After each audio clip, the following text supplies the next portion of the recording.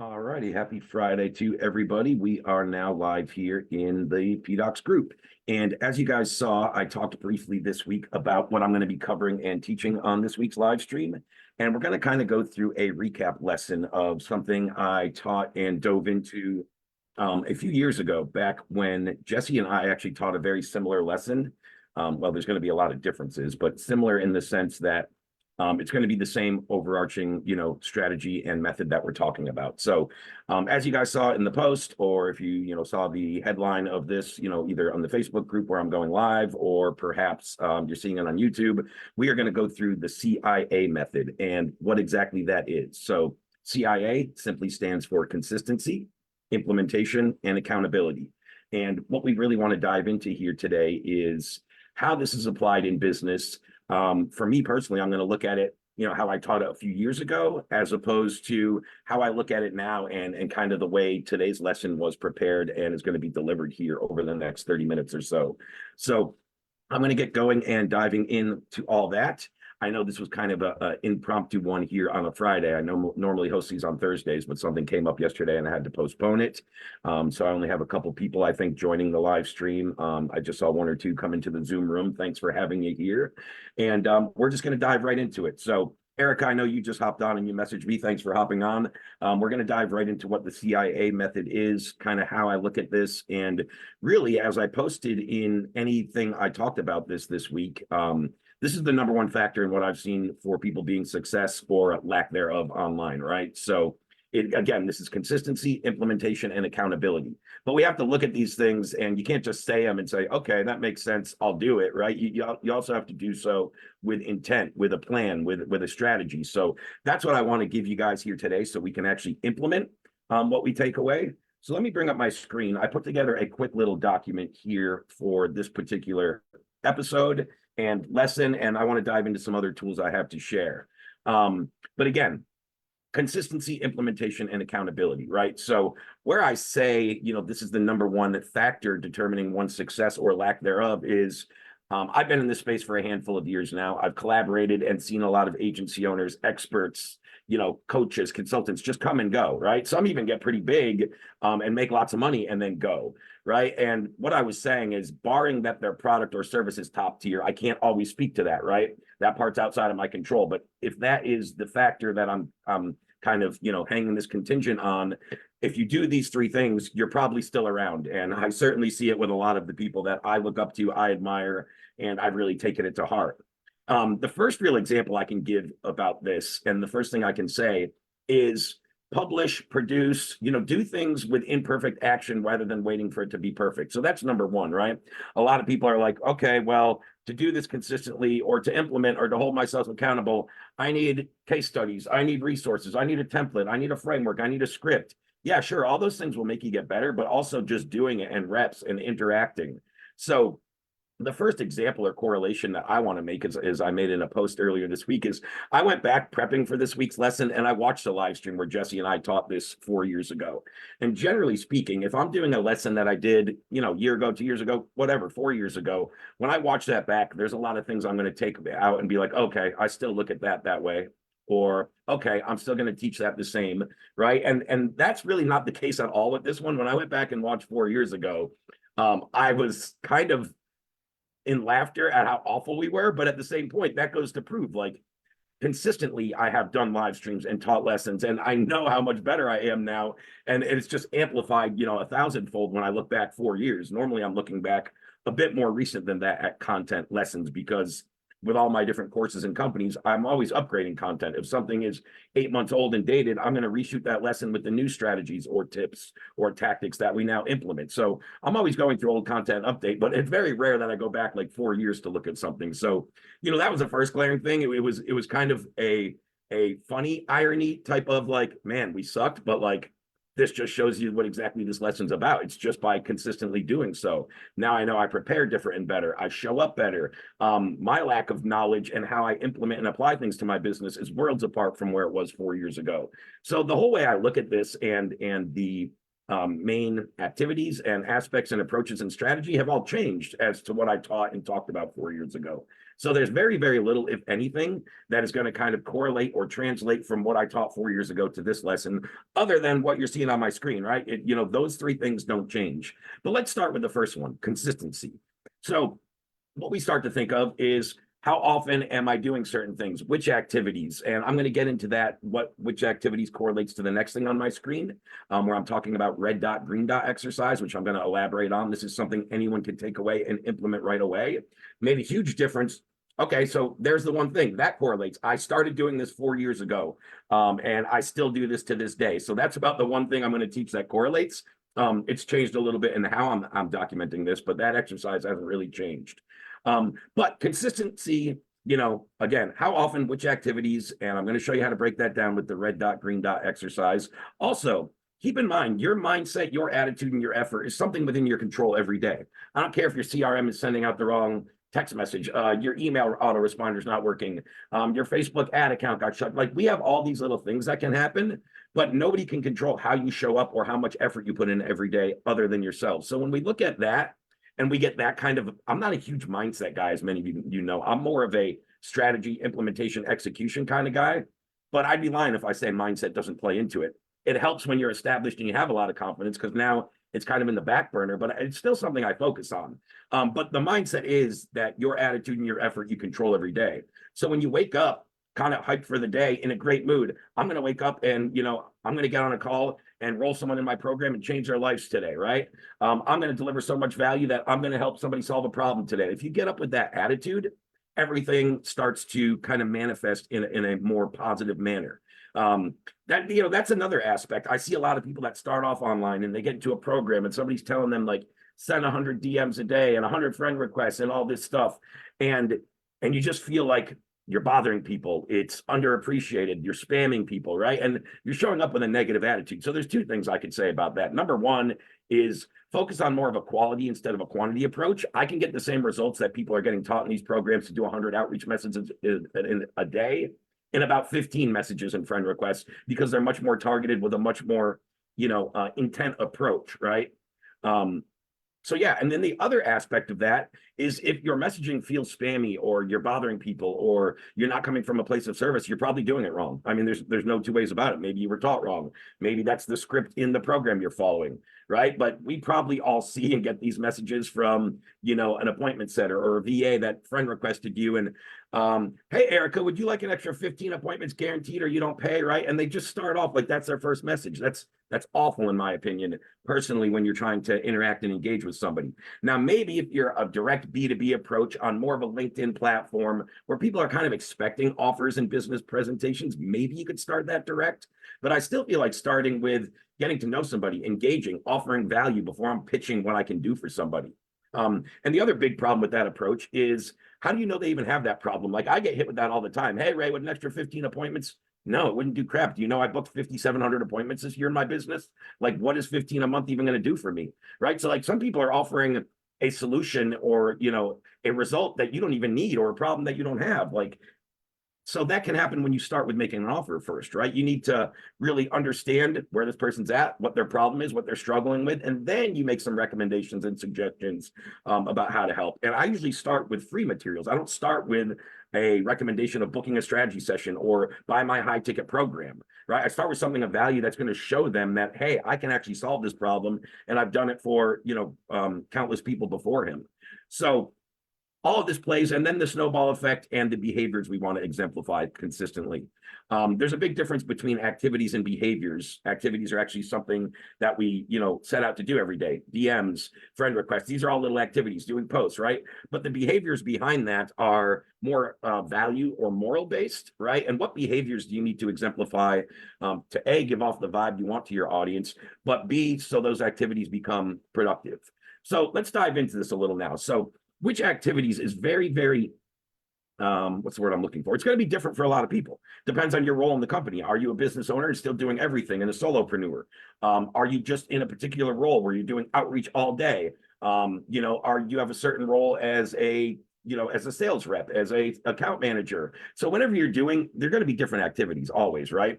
I'm going to look at this and this approach more from the PDOCS approach, from the organic outreach and the type of metrics that I expect and that I used to put in before I outsourced some of my DM setting and stuff. So there's four main things that I have all of my DM setters track in their metrics, and I'll get down to the accountability aspect when we get to that. But today, right now, for this, part of the lesson, we're talking about activities, right? So the activities minimum each day that my setters do to be effective and book consistent appointments and sales calls into our team's calendars is, number one, they're sending out 15 new friend requests a day. Very targeted, and I have a whole nother lesson on exactly how to do that, the sniper approach, how to get friend requests without having to create content and all that stuff. Just let me know if you need that. Comment below, in the Facebook Live or YouTube or wherever you're watching this. But yeah, 15 friend requests. 10 to 15 new friend requests a day, 10 new DMs per day. So if I sent out 15 friend requests and let's say 10 of those accepted, that's my new 10 DMs. As I taught it recently and I showed you guys, I don't send them immediately. I wait 24 to 48 hours for a very specific reason. If somebody accepts my request, it just goes into my list that I'm going to send out.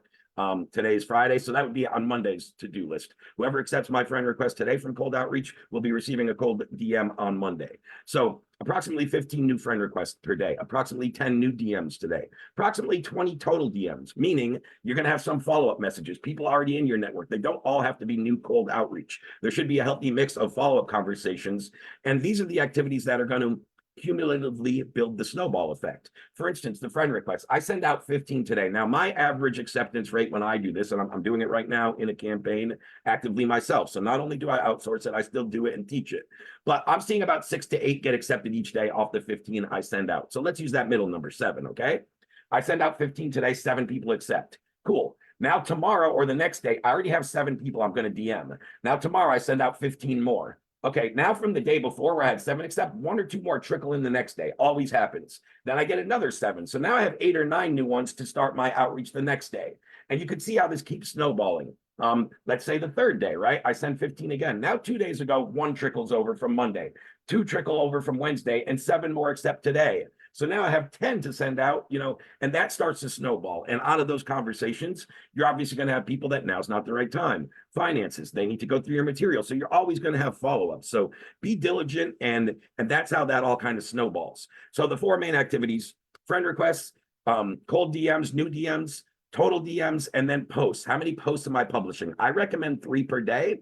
And that doesn't mean all on your timeline. The way I do this is usually 1 in an area where, what I like to say, traffic you control, meaning your group, your timeline, you could put whatever, right? When you're doing it in other people's groups, you have to be very careful about what you're posting. You can't do like hard value and call to action and what was called 2-step posts, and those type of promotions. So those are going to be more value-based posts, more story-based posts, more question-based posts to do research and spin engagement and transitional messaging off of that. So if I could do a total of 15 new friend requests, 10 new DMs, 20 total DMs, 15 or 20 total, and 3 posts in group, maybe 1 in my own group or timeline, and 2 in other groups that house my ideal audience, right? That is the consistent behavior, okay? So there's obviously more to it than that, but those are the 4 main ones that everybody on my team and I focus on when doing cold outreach. Now, the red dot, green dot exercise is something really, really cool and powerful. And I believe I got from like a Tony Robbins seminar about 4 years ago. I believe that's where I first came across this. I could be wrong. It's been a while and I've consumed a lot of content and training in those 4 years. But basically what this says is, at the end of the day, what this is designed to do is separate busy work from productive work, right? I talk to a lot of entrepreneurs that say they're busy, they're doing this stuff, but no results or no productivity, right? No real productive conversations, no calls booked, no offers made, no sales, right? So this is what really helped me dial in what was busy work and what was productive work. And what I learned to realize to do is either push off or delegate the busy work, because if it's not productive, it really wasn't as important as I first thought, right? So let's just say throughout the day, you do 12 different activities, right? You send cold DMs, the 4 I just mentioned, you take a sales call, you go do some market research, whatever that is, right? Let's just say you're doing 8, 10, 15 things. So at the end of the day, be brutally honest with yourself and sit down with 2 colored pens. Could be whatever you want. Red and green is just easy for stop and go, money and not money, right? Put a green dot next to anything that did or has the potential to generate revenue in your business. So we call revenue generating activities, right? RGAs. So, and then put a red dot next to anything that doesn't. And you'll start to realize, especially when you do this for as simple as about 5 days straight. It's not like you always have to be doing this. I go back and probably do it quarterly now as kind of a brush up exercise. Am I still being productive, right? And this just helped me clarify it very, very quickly. But what I found really quickly after doing this for about a week, especially when I was just in a 2-man consultancy, no help, no Facebook ads, just doing all organic, no sales team, closing everything myself. I was doing about 12 to 15 activities per day. What I found was only about 6 of them were revenue generating. So when that, my eyes opened up after 1 week of doing this little exercise, and then I just really started to double down on those 6 and push off or delegate the other ones, or some of those now, maybe not 4 years ago, but hey, I could do some of those ones. I can now delegate. And that's where things started to take off for me. So that was one big shift in business where I really started to delineate the difference between busy work and productive work, right? I talk to a lot of people like, I'm busy as hell. Cool. Are you profitable? You have new sales? Well, no, not really. Okay, so being busy can be a good thing, but only if it's leading to production, right? So that's a great little exercise. Anybody can go implement, and again, you just have to do it, right? So I talked about the mindset, attitude, snowball effect behaviors. So let's dive into number 2 here, implementation. So whereas consistency and accountability are very intertwined, implementation is to an extent, right? Because if you're not consistent with it, it's not helpful. I want to say that's an outlier in the 3 of these because that is more strategy based, where consistency and accountability is more it's more you-based, right? It's more effort, attitude, responsibility. All those things fall into consistency and accountability. But implementation is really about strategy and an approach and finding out what works. So if we're consistently implementing and holding ourselves accountable, but the strategy and the approach isn't converting, eventually we're all going to burn out and not see success. So number 2 has to be dialed in. And we all know there's a few approaches that work for everybody, right? You just have to figure it out for yourself. There's 4 things we really do in all 3 of our businesses that haven't changed over the years to bring in customers. And none of these, we still do all 4 exactly the same and probably in this order. Number 1 is MVPs and mutually beneficial partnerships and always expanding our network and finding other companies to partner with to refer us over people. Super, super important. Or what I call a one-to-many approach. I could find one client that has 10 of my ideal users already on his Rolodex of business and work out a type of a commission or affiliate or partnership. Bartering with other service providers via outreach and my network and MVPs. Sometimes I'll give them free access to one of my platforms and they'll, do my accounting for me or what have you, right? So there's all kinds of things that can come of that. But the 4 things are MVPs. Number 2 is cold outreach via email and Facebook, is primarily my jam, but I would say cold email and cold social media, whatever platform. You have to identify that. Maybe your audience is LinkedIn, maybe it's IG. So it's not only specific to Facebook, find the platform, and then you can deviate and go into multiple platforms, but get one working before you worry about posting on 3 or 4 different social media platforms, right? Figure out which one. And if you're B2B, it's probably LinkedIn. If you're B2C, probably Facebook. And if you're B2C, more of a low ticket or visual product, it's probably IG, right? IG is more of an instant gratification where you can show quick images, photos, sell low ticket products. But IG is not a great platform for booking people into strategy sessions to sell a 3K service, generally speaking. I'd rather be on Facebook B2C if I'm trying to do that. So understanding, the avenue or the platform that you're going to attack. And then, number 3 on ours is we mixed all of these in after. We didn't start any business, so I don't expect anybody to do this. But yes, we utilize social media, Facebook and YouTube and Google Ads. And number 4 would be Facebook group monetization, right? We get people into the group and then we present offers there. It becomes a part of a funnel into new outreach to new group members and how we treat them and what we give them for free resources to build up some value and really, a bit more authority and credibility in their eyes. So when it comes to implementation, consistency and accountability have to fit within that strategy and that approach. And you have to do it with an intent and a primary objective. My approach with Facebook outreach is to grow my network every day, which is new friend requests, is to start new conversations, and is to have productive conversations and then book people into calls or make offers. Like that's the whole strategy, right? That's the whole strategy within Facebook outreach. Now the consistency and the accountability play into how often this is happening and how good, consistent, and lucrative my results can be, right? For me, if I'm doing this myself as a one-man show or a business owner with maybe one partner or one team member, and I don't have, all the resources I may have now and budget, I'm setting myself to a minimum result of 2 booked calls per day. If I can just book 2 calls per day consistently every single day, that gets me 10 shots for the week. If I close at 20%, I'm going to enroll 2 new clients. It's just a law of averages, right? So that's kind of my bare minimum metric. And what I had mentioned earlier in terms of the activity, if you're doing consistent 15 new friend requests, 10 new DMs, 20 total conversations and 3 posts, it pretty much as a byproduct, you're going to get yourself about 2 calls per day once you become efficient or effective and confident at this, right? So strategy, approach, tactics, again, what am I using? Email? Am I using Facebook? Am I using Facebook ads? What's my actual tactic? Constant optimization, which is this working? Having an open feedback loop when I'm sending resources. Did you get some value out of this? What was your best takeaway? And if I start to get nobody watching my resource or nobody giving me any feedback of value, I think I got to look at myself and go back and create something, right? It's not delivering a lot of value if I'm not getting any positive feedback. So the feedback, the optimization and the feedback loop kind of go hand in hand, which leads into how do I tweak my execution a little bit? I was already doing this. This was my feedback. Okay. Right now, my main objective in my tweak is to shoot another resource to be my lead magnet or my value, my value, my value video, Google Doc, whatever it is, resource. Okay, there's a better word. I got all-encompassing word. And then having SOPs in place, right? So for implementation, you want to have SOPs in place. And that is what's going to tie right into my next one, which is why I put SOPs last. SOPs, are standard operating procedures for anyone who doesn't know, which is simply executed and held accountable within tracking, responsibility, spreadsheets, data and reports, right? For accountability, I have my reps do EOD, end of day reports, as well as EOW, end of week reports. In certain accounts, I have end of month reports, all kinds of things, focusing on the metrics that matter. So for the example I brought up, it was those 4 main things for a DM setter. Let me show you another example of a tracking or spreadsheet I'm using for one of my done for you accounts where the metrics are a little different here. So in this one, we're looking at how many leads were assigned to you in the CRM today if you're a rep, right? This is under Ryan's sheet down at the bottom of my screen. How many leads did you contact out of those? How many outbound dials did you do? How many people actually answered? Out of those answers, how many people did you get to book a call? Sales calls booked, that is prior, right? That's not from any of columns A through F I just went through. Sales calls booked would have been like when I woke up, how many were already booked on my calendar today? F, the column prior, is new calls booked from today's outreach, okay? Just so you guys know who are watching. Everybody who fills this out on my team is already aware of that. Sales calls taken, so that's show up rate. So I had 3 calls booked, 2 were taken. How many offers made? So what this is telling me, first off, is G to H is going to show my tracking rate, or my show up rate, I should so. H to I is going to show my quality rate. So if I'm not making offers, it's because of 1 or 2 reasons. The prospect's not qualified, or they're simply not a right fit for my program.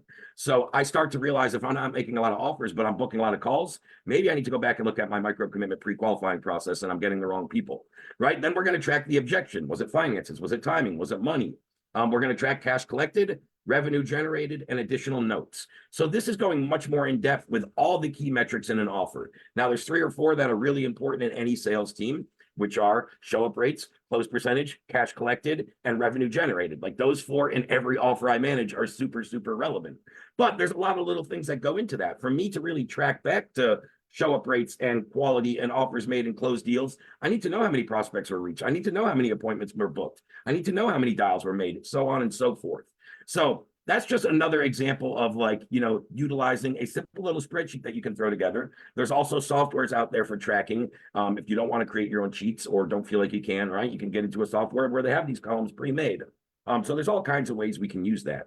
And be responsible. If you're not filling out your metrics and going back and holding yourself accountable, none of this is it's kind of all for naught, for lack of a better phrase, right? So that ties in, the responsibility also ties in with consistency.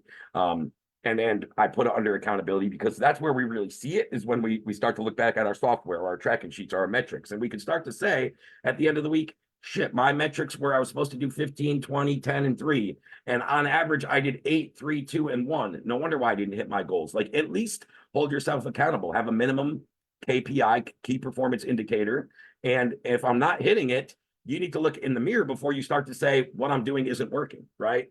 So I didn't want to go super, super in depth. Again, this is not like one of the opposite week PDOCS live stream where I bring on a guest, we have an interview and all that. This is just kind of strictly a lesson, and I just really wanted to streamline it down as simple as possible.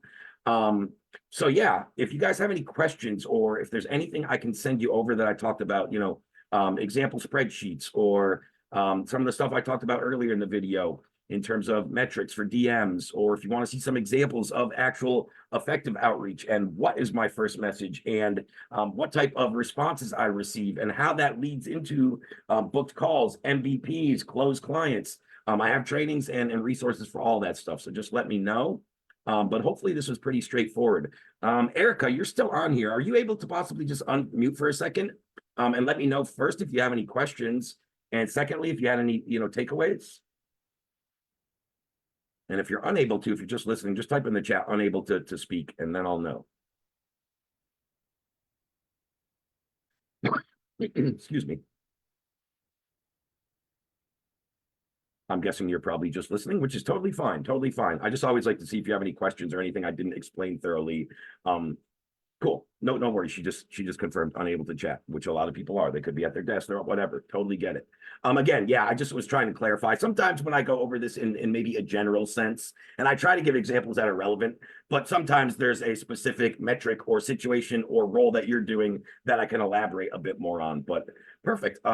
Very happy. Love it. Great. Thank you for the feedback. Glad it was helpful. Again, this was kind of a streamlined episode. For anybody watching, pay attention to the group. Next week, I have kind of an unorthodox, somebody outside of my normal guests that I'll be bringing in. It should be a heck of an experience. So I'll have some posts coming up Monday or Tuesday talking more about that.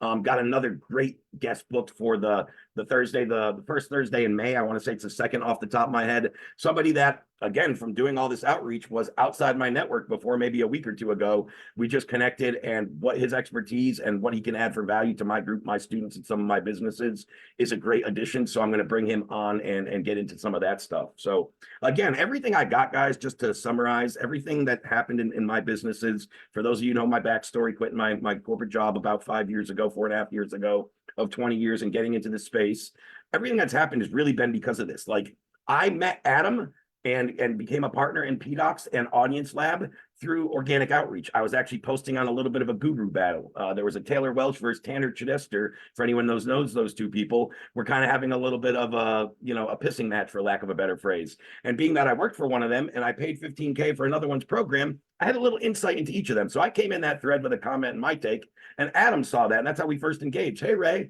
how'd you know this about both people, and what do you do? Right? And that spun off to me building and running his sales team, and then ultimately becoming a business partner in multiple businesses. So that was just from my daily organic stuff that I normally do. Add value, comment on posts. There's so much opportunity that every one of us, including myself, I'm much more cognizant to it now, but we scroll right by every day, where this was a perfect post with your ideal audience. I could have added 10 friends right there. People who commented on another, say, competitor, colleague, right? It doesn't always have to be competition, but somebody that serves a similar audience or solves a similar problem or delivers a similar transformation as you. Well, when you see a post where everybody's interested, raising their hand, I'm interested, I go through those posts all the time and start to add those people to my friends list.